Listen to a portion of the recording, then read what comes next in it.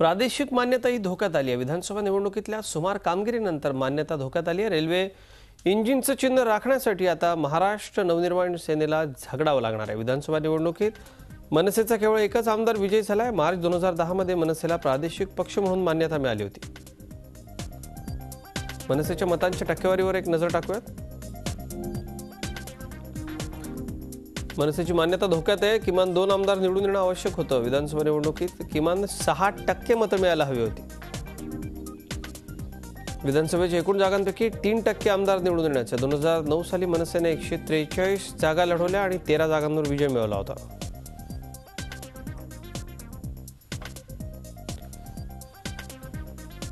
दोन 2009 ला मनसेला 25,85,000 मतं मिळाली होती। 2014 ला मनसेला 16,65,033 म्हणजे एकूण 3.1% मतं मिळाली।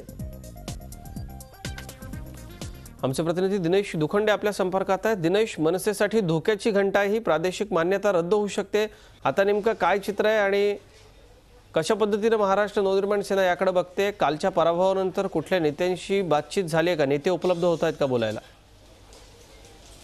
अजित, विधानसभा निवडणुकीमध्ये धुव्वा उडाल्यानंतर महाराष्ट्र नवनिर्माण सेनेचा भवितव्याच्या वरच प्रश्नचिन्ह निर्माण झालेले आहे। आगामी काळातला त्यांचा राजकीय प्रवास आहे तो अत्यंत खडतर असणार आहे हे आता स्पष्ट झालेलं आहे।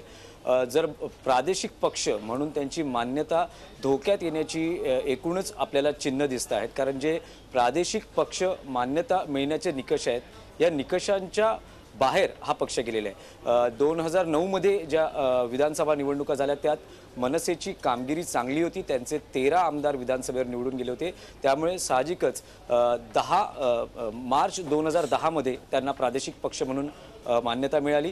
त्यानंतर जर बघितलं तर निवडणुकांमध्ये कालांतराने मनसेची कामगिरी ही सुमारच राहिलेली आहे। लोकसभा निवडणुका असून देत किंवा विधानसभा निवडणुका असून देत, लोकसभेमध्ये सर्वच्या सर्व उमेदवारांची अनामत रक्कम जप्त झाली होती, तर विधानसभा निवडणुकीमध्ये त्यांचा फक्त एक आमदार जुन्नर या मतदारसंघामधून निवडून आलेला आहे।